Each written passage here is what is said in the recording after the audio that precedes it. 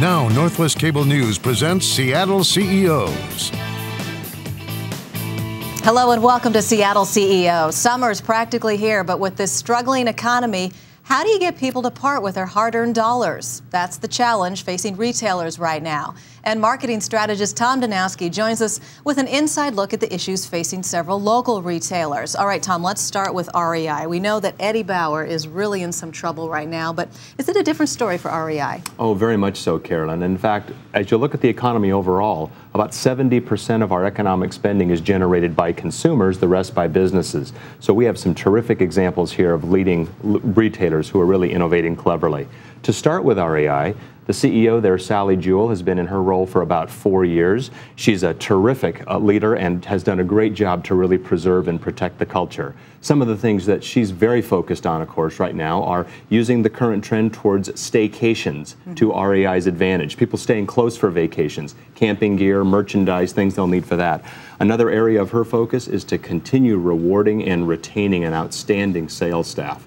In fact, her work to maintain that kind of staffing and some of the benefits that they get is one of the reasons she was invited to the White House to sit with President Obama about innovating and retaining great workers. A third area of focus for Sally and her team at REI is to use all their sales channels. Many companies have one website. They have two, rei.com and reioutlet.com.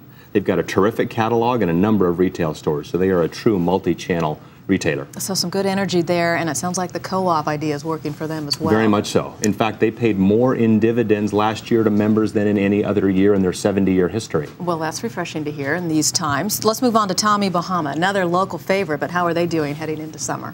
You know, Carolyn, Tommy Bahama keeps kind of a low profile. They're currently owned by a company out of Atlanta, but their CEO, Terry Pillow, has been in place about a year, and they're focused on a couple of things. Number one is preserve the integrity of their Tommy Bahama brand.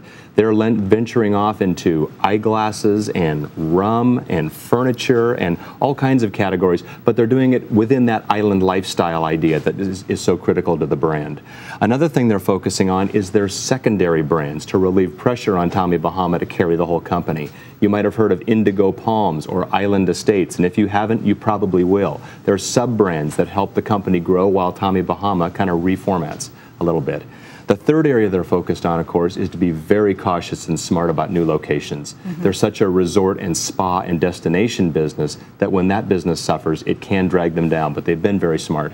All right, moving on to Costco then. They've taken their hits like everyone else this year. What's the scoop on them this summer?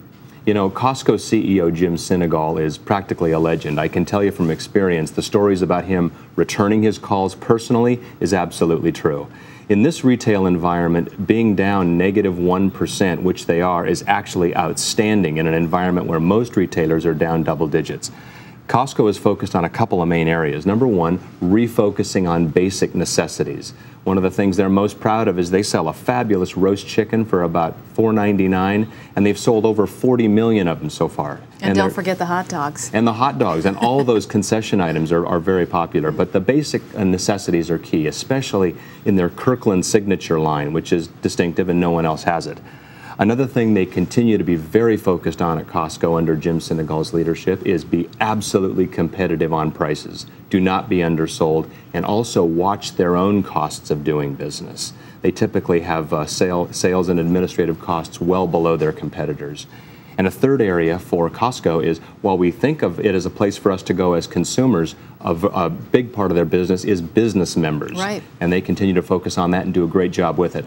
All right, thank you, Tom, as always, for your insights. And if you'd like to follow Tom on Twitter, just go to Twitter @TDanowski. Until next time, I'm Carolyn Douglas with Tom Danowski. Thanks for joining us here on Seattle CEOs.